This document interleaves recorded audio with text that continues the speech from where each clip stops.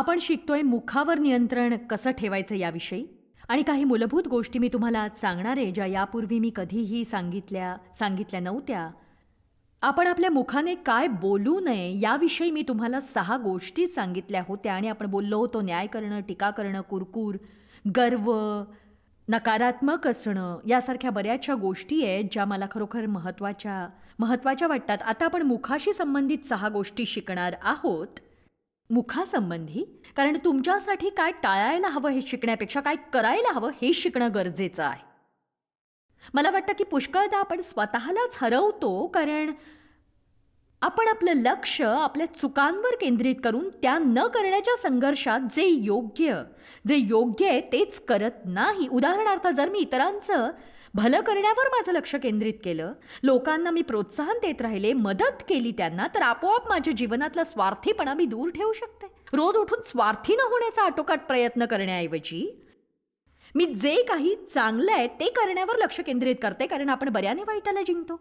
आणि बघा, आपल्या सगळ्यांसाठी हाच मार्ग योग्य आहे. आपण चुकीच्या गोष्टी न करण्यापेक्षा योग्य गोष्टी करण्याकडे आपलं लक्ष केंद्रित करायला हवं. आणि मला वाटतं आपण स्वतःचं खच्चीकरण करतो जेव्हा आपण सतत असं म्हणतो की मी अमुक करायला नको, मी तमुक करायला नको, मी हे करत नाही. बघा, मी याविषयी दक्ष असते, मी याविषयी फार काळजी घेते.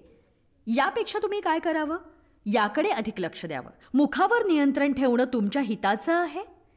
या आठवड्यात मी तुम्हाला जे काही शिकवण्याचा प्रयत्न केलाय ते तुमच्या भावी जीवनासाठी खरोखरच मदत करणारं ठरणार आहे आणि तुमच्या रोजच्या जीवनासाठी सामर्थ्यशाली ठरणार आहे. जर तुम्ही त्याप्रमाणे केलं तर सगळ्यांना फायदे जाणून घ्यायचे असतात. तर आता आपण पाहू काही फायदे. जर तुम्ही आपल्या मुखाने जे बोलू नये ते न बोलता जे बोलायला हवं तेच बोललात तर तुम्हाला तुमच्या सगळ्या प्रार्थनांची त्वरित आणि अद्भुत उत्तरं मिळतील. यशाया 58 वचन 9 हे याच्या समर्थनासाठी उपयोगी आहे. तुम्ही आता आत्म्याने भरणार आहात. देवाबरोबरच्या केवळ एका सहवासामुळे किंवा तुम्ही आपल्या जीवनात देवाने तुम्हाला पवित्र आत्म्याने भरावं अशी प्रार्थना केल्यामुळे देव तुम्हाला स्पर्श करेल हे कायमस्वरूपी असेल असं नाही. बघा, आपल्या जीवनातून गळती होतच असते. आपल्यातून आत्मिक गोष्टी अगदी पटकन निघून जातात. इफिस्करास 5 नुसार आपण नेहमी पवित्र आत्म्याने भरलेलं असलं पाहिजे. इफिस्करास 5:18 मध्ये प्रभू म्हणतो, आत्म्याने नेहमी भरलेले असा. एकमेकांना स्तोत्रे, गीते म्हणून दाखवा. आपल्या अंतःकरणात प्रभूला गायनवादन करा. दुसरं भाषांतर म्हणतं, एकमेकांना स्तोत्रे आणि गायने म्हणून दाखवा. तर मी म्हणते आपण दोन्ही गोष्टी केल्या पाहिजेत. माझ्यासाठी हे महत्त्वाचं आहे की तुम्ही पवित्र आत्म्याने भरलेले असा असं म्हटल्यावर तो आपल्याला सांगतो की आपण कसं बोलायला हवं. आणि मला हे खरंच खूप आवडतं. जर तुम्हाला पवित्र आत्म्याने भरायचं असेल तर तुम्ही स्वतःशी योग्य रीतीने बोला. तुम्ही इतरांशीही योग्य पद्धतीने बोला. या विषयावर शिकवण्यासाठी जरी मी भरपूर वेळ घेतला नसला तरी मला असं वाटतं की आपल्या जीवनातली ही खूप महत्त्वाची गोष्ट आहे की याविषयीचा उल्लेख करणं मी टाळूच शकत नाही. ज्या प्रकारे तुम्ही स्वतःशी बोलता, जे शब्द तुमच्या मुखातून स्वतःसाठी निघतात ते शब्द इतके महत्त्वाचे असतात की त्याकडे तुम्ही लक्ष देणं हे खूपच गरजेचं असतं. देव तुमच्याविषयी जे बोलतो तेच तुम्ही स्वतःविषयी बोलायला हवं. जगभर तुम्ही जाऊन पहा की ज्या लोकांनी आपल्या तोंडाला शिस्त लावलेली नसते ते लोक स्वतःविषयीच भयंकर अशा गोष्टी बोलत असतात. मी चांगलं करूच शकत नाही, माझ्या हातून काही चांगलं होतच नाही, प्रत्येक वेळी मला जरा जरी पैसे मिळाले काहीतरी घडतं आणि ते पैसे खर्चवतात, माझ्यावर कोणीही प्रेम करत नाही. तुम्ही असं बोलणं थांबवा, कारण तुम्ही आपल्या कबुलीपेक्षा वर येऊ शकत नाही हे लक्षात घ्या. तुम्ही नीट ऐका. इब्रीमध्ये बायबल म्हणतं आपण पत्करलेल्या गोष्टींचा महायाजक येशू आहे. वाव! याचा अर्थ आपण जे बोलतो तेच करतो. पत्करणं म्हणजे सारख्याच गोष्टी बोलणं होय.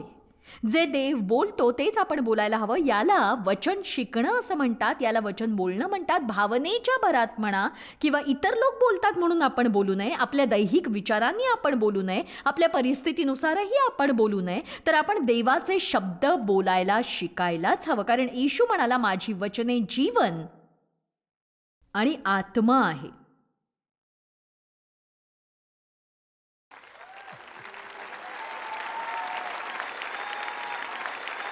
किती जणांना आपल्या स्वभावात बदल झालेला पाहण्याची तीव्र इच्छा आहे?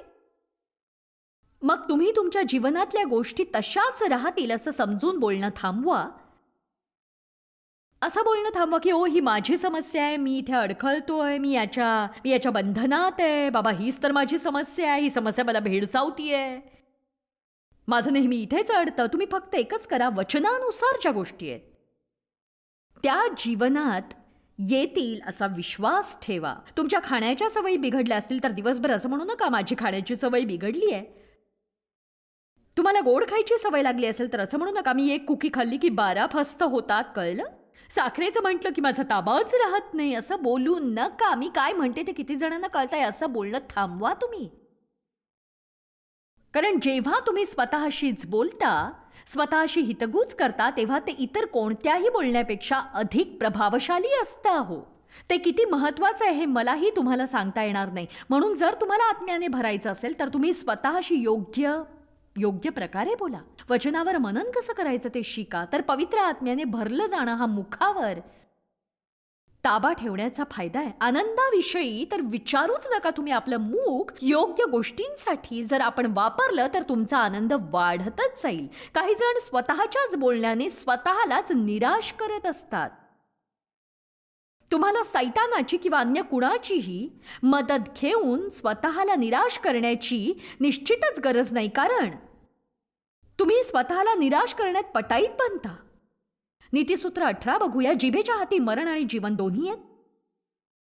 या वचनाच्या आधीच्या वचनात आणि या वचनातही तेच सांगितलंय. वचन 20:21 आपण वाणीचं फळ खातो.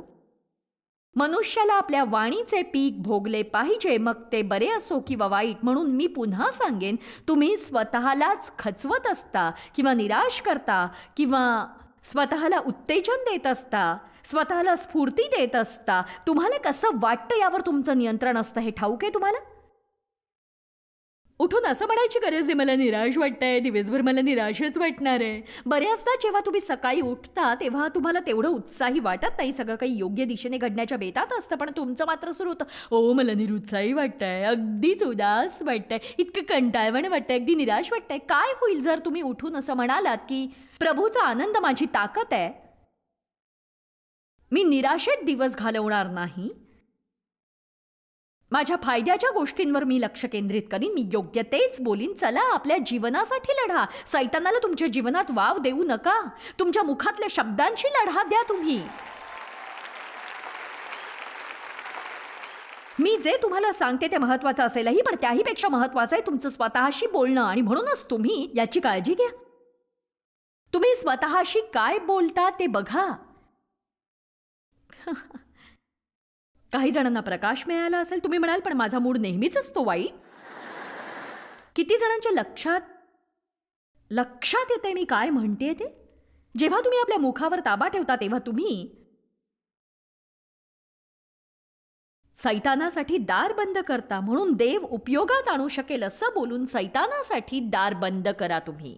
खास करून जेव्हा तुम्ही तक्रार किंवा कुरकुर करायला किंवा दोष काढायला नकार देता तेव्हा योग्य ते बोलल्यामुळे तुम्ही लवकर बरे होता. आणि बायबल असं म्हणतं की तुमच्या मुखातल्या शब्दांमध्ये आरोग्य देण्याचं सामर्थ्य आहे. यशया 58 मध्ये याविषयी सांगितलंय.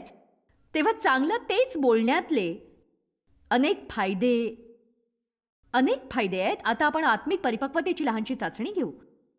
1 मिनिटासाठी ही चाचणी घ्यायला किती जण तयार आहेत? तुम्हाला ती आवडो ना आवडो आपण ती घेणारच आहोत. 1 कोरिन्थ अध्याय 3 वचन 1.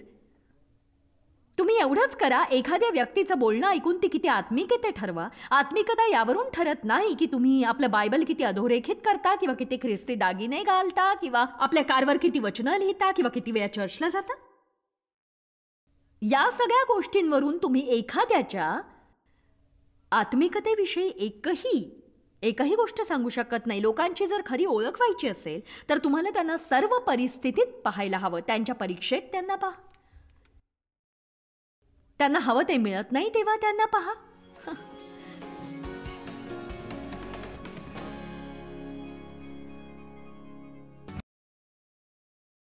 1 करिंथ अध्याय 3 वचन 1 महान प्रेषित पौल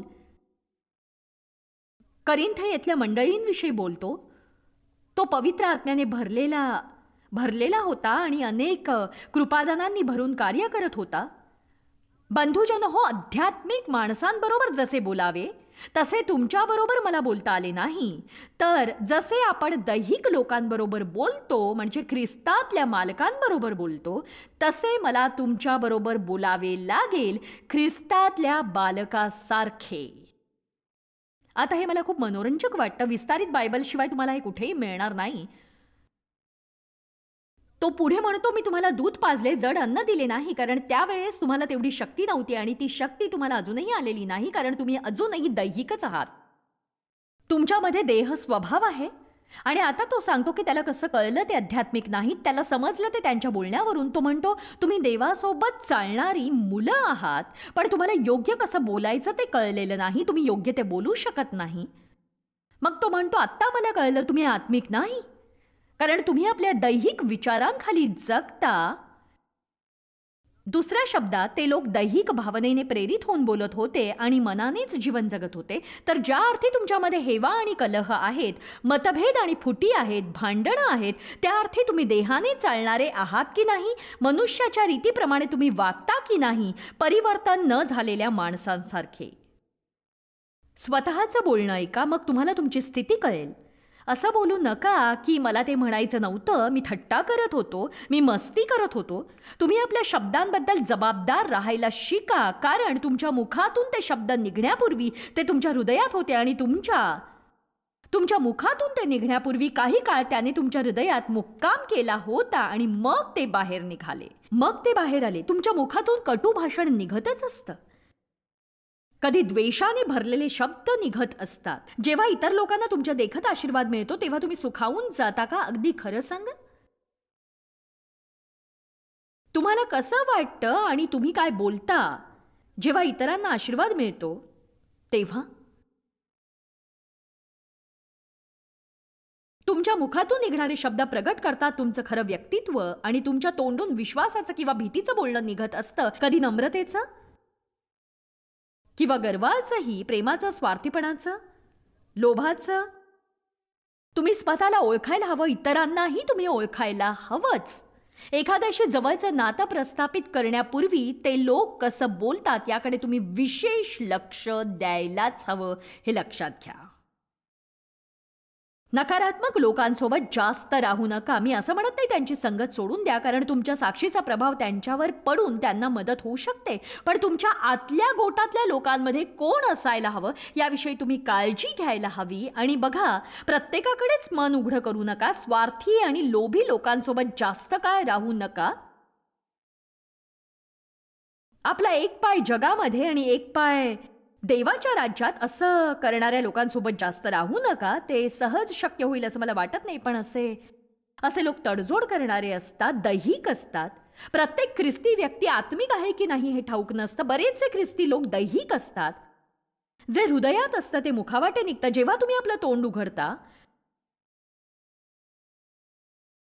तेव्हा तुमचे विचार शब्दरूपाने बाहेर पडत असतात. भीती वाटतेय ना? ठीक आहे, तर 6 गोष्टी तुम्ही आपल्या मुखाने करायला हव्यात आणि यात तुम्ही व्यस्त राहिलात तर जे तुम्ही करायला नको ते तुम्ही करणार नाही. क्रमांक 1, मला माहित नाही हे करण्याचं सामर्थ्य तुमच्यात आहे की नाही, पण बघा, ही गोष्ट तुमचं जीवन पूर्णपणे बदलून टाकेल आणि तुमच्यात कधीही नसलेलं सामर्थ्य तुम्हाला बहाल करेल. जितक्या गोष्टींना तुम्ही आशीर्वाद देऊ शकता तितक्यांना आशीर्वाद द्या. तुमच्यात आशीर्वाद किंवा शाप देण्याचं सामर्थ्य आहे. आपल्या मुखाच्या शब्दांनी. गणना अध्याय 6 बघूया.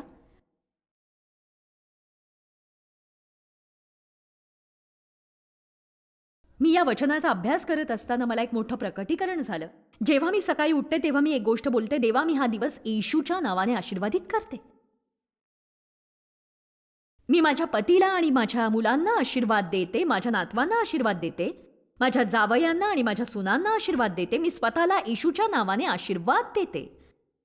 मी आशीर्वादाखालीच राहणार आहे. मी आत किंवा बाहेर आशीर्वादितच असते. हे, तुम्ही इतर काही बोलू शकता, त्याची सुद्धा तुमच्या जीवनात भरच पडत जाईल. अशी गोष्ट तुम्ही का बोलावी ज्यामुळे काही घटत जाईल?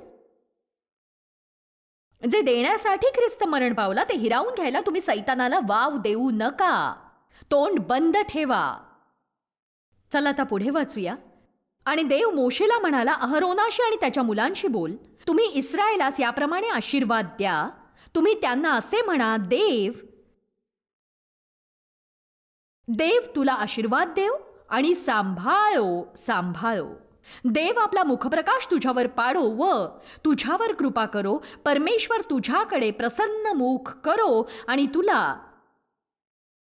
तुला शांती देवो. या प्रकारे त्यांनी माझे नाव इस्रायल लोकांवर मुद्रित करावे, म्हणजे मी त्यांना आशीर्वाद देईन, असे परमेश्वर म्हणतो. तेव्हा प्रभू तुम्हाला आशीर्वाद देव.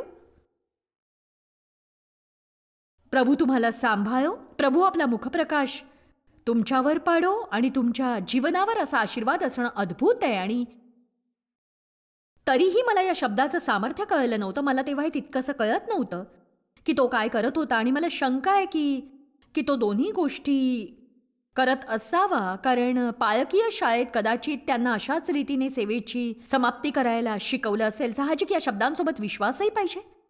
म्हणून मला हे महत्त्वाचं वाटतं की मी तुम्हाला याचं स्पष्टीकरण देईन, कारण मी हे आशीर्वाद प्रार्थनापूर्वक तुम्हाला देणार आहे. तेव्हा तुम्ही विश्वासाने याचा स्वीकार करण्यासाठी मन तयार करा.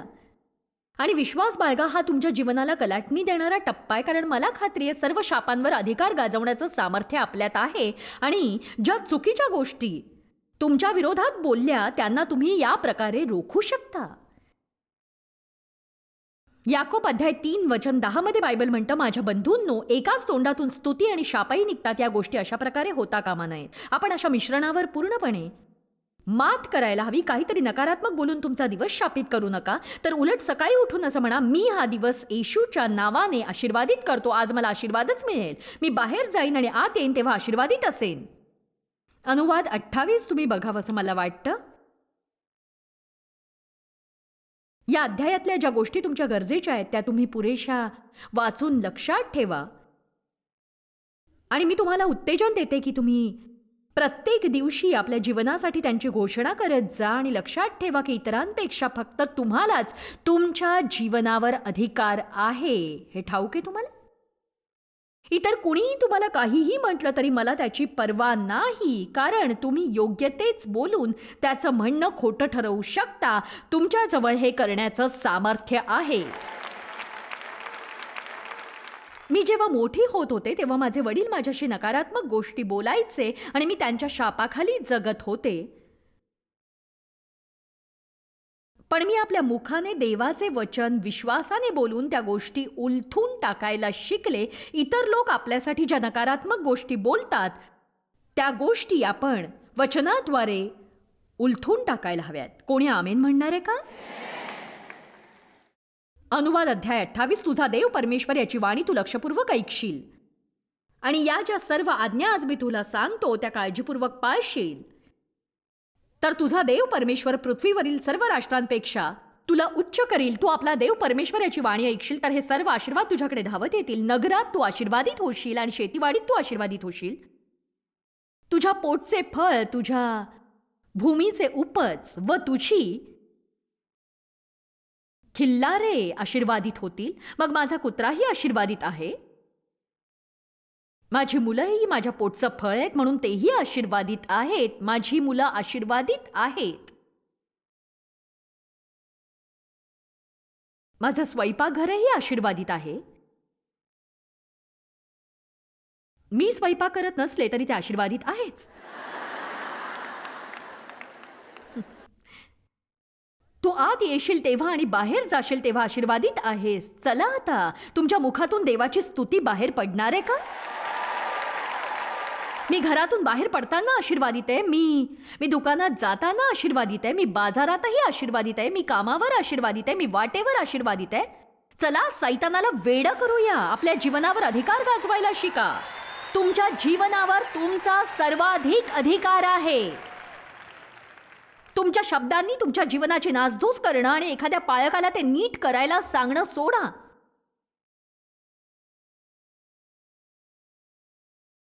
आजवर तुम्ही म्हणू शकत होतात की मला ठाऊक नव्हतं, पण आता तुम्हाला तसं म्हणता येणार नाही. तुझ्यावर चढाई करणारे शत्रू तुझ्या पुढे मार खातील असे परमेश्वर करील. ते एका वाटेने तुझ्यावर चालून येतील, पण 7 वाटांनी पळून जातील म्हणून घाबरू नका. तुझ्या धान्याच्या कोठारांना परमेश्वर बरकत देईल. म्हणजे बघा, माझं बँक खातं आशीर्वादित आहे, माझं सेव्हिंग अकाउंट आशीर्वादित आहे, मी केलेली गुंतवणूक आशीर्वादित आहे, जिथे मी राहते ते घर आशीर्वादित आहे, जे काही मी हातात घेते ते आशीर्वादित आहे.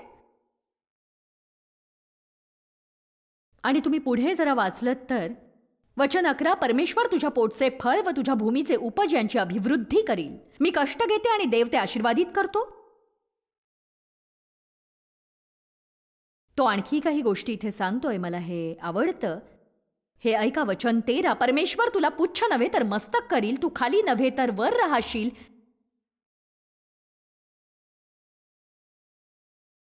हीच गोष्ट मी अनेक वर्षांपासून सांगते आणि आज मी जिथे आहे तिथे असण्याचं हे एक मुख्य कारण आहे. आपल्याला याची जाणीवही होत नाही की देवाने जे भवितव्य आपल्यासाठी आखून ठेवलंय त्याला आपण अडथळा आणतो, देवाशी सहमत होत नाही म्हणून. आणि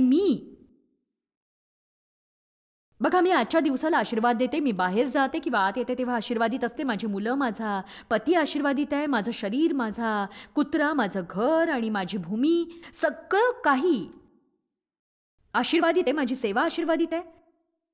थोडा प्रकाश पडू दे सैताना, मी आशीर्वादित आहे.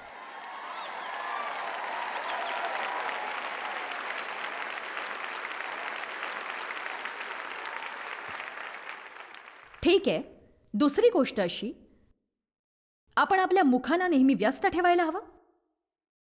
आणि बघा, ही काही नवी बातमी नाहीये, पण तरीही आपण ही गोष्ट पुरेशी करत नाही, खरंच नाही करत.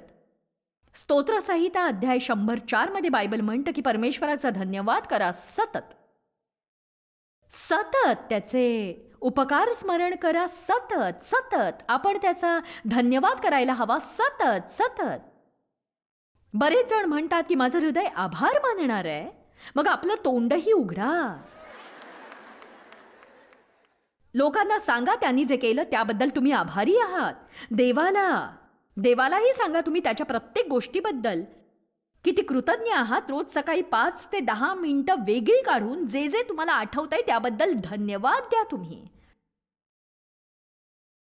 गरम पाण्याबद्दल, उत्तम भोजनाबद्दल, तुमच्या डोक्यावर असलेल्या छपराबद्दल, बिछाण्यावरून व्हीलचेअर किंवा कुबड्यांशिवाय उतरता येतं म्हणून, आणि तुम्हाला कोणताही आधार न घेता चालण्याचा आशीर्वाद मिळालाय म्हणून तुम्हाला मिळालेल्या प्रत्येक आशीर्वादाबद्दल देवाचे आभार माना. देवाने आपल्याला आभार मानायला तोंड दिलंय, देवाविरुद्ध कुरकुर करण्यासाठी ते दिलेलं नाही. हे लक्षात घ्या तुम्ही. लोकांनी आपलं हृदय, मन आणि मुख देवाविषयीच्या कृतज्ञतेने भरलं तर काय होईल याची कल्पना आहे का तुम्हाला? सांगा मला. 1 थेसलोनिकरास अध्याय 5 वचन 18, प्रत्येक परिस्थितीत देवाचा धन्यवाद करा, उपकार माना. उपकार माना आणि काय? आभार माना. आणि आभार जाहीर करा, कारण ख्रिस्त येशूमध्ये तुमच्या बाबतीत परमेश्वर पित्याची हीच सार्वभौम इच्छा आहे. वचन 19, पवित्र आत्म्याला खिन्न म्हणजेच नाखुश करू नका. आता बघा, पवित्र आत्म्याला खिन्न करणं म्हणजे त्याला अडवणं. जर मी धन्यवाद देणं सोडून कुरकुर आणि तक्रार करू लागले, माझे प्रश्न सुटण्याची वाट पाहताना, तर मला कुरकुर करण्याचा आणखीन मोह होईल. बघा, तुम्ही जितकी वाट पाहाल तितकीच जास्त कुरकुरही कराल. वाट पाहताना एक गोष्ट जी मी शिकले ती ही की प्रत्येक वेळी ती माझ्या मनात घुमते. सैतान तुमच्या कानात येऊन असं म्हणाला की बघ, तू या गोष्टीसाठी 10 वर्षापासून झुंजतोयस. देवाने मला काय शिकवलं ते ऐका. आपलं तोंड उघडून म्हणा, प्रभू तुझ्या कार्याबद्दल धन्यवाद. तुझ्या कार्याबद्दल धन्यवाद. मला ते दिसत किंवा जाणवत नसलं तरी तू कार्य करतोयस आणि अचानकपणे तू माझ्यासाठी केलेल्या कार्याचं फळ मला पाहायला मिळणारच आहे. किती जणांना ठाऊक आहे देव आत्ता या क्षणी तुमच्या जीवनात कार्य करत आहे?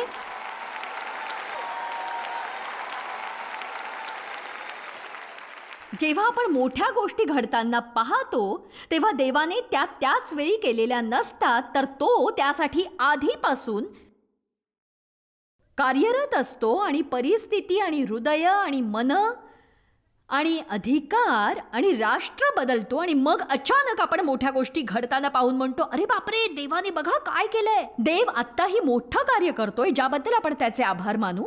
प्रभू, सर्व काही तुझ्या नियंत्रणात आहे आणि दुष्ट स्थापला जाणार नाही म्हणून तुझे आभार. तू सर्वश्रेष्ठ आहेस म्हणून तुझे धन्यवाद. प्रभू, तू सर्वोच्च आहेस म्हणून तुझे धन्यवाद. काय बोलू नये आणि काय करू नये यापेक्षा काय बोलावं आणि काय करावं यावर जर आपण लक्ष केंद्रित केलं तर आपल्याला अधिक यशप्राप्ती मिळेल. म्हणून हृदय आणि मुख अशा गोष्टींनी भरा ज्या देव तुमच्याविषयी आणि तुमच्या परिस्थितीविषयी बोलत आहे आणि ज्या तुम्ही इतर लोकांसाठी बोलायला हव्यात. आणि मग बघा तुमचं जीवन कशा अद्भुत पद्धतीने बदलून जातं ते.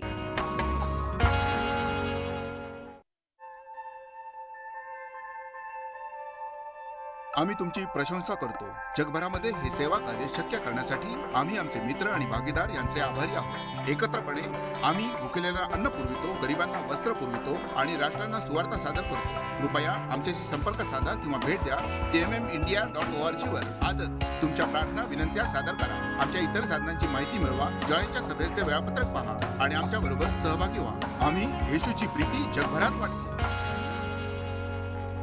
दाखवण्यात आलेला कार्यक्रम जॉयस्पायर मिनिस्ट्रीचे मित्र व भागीदार यांच्याद्वारे केला आहे.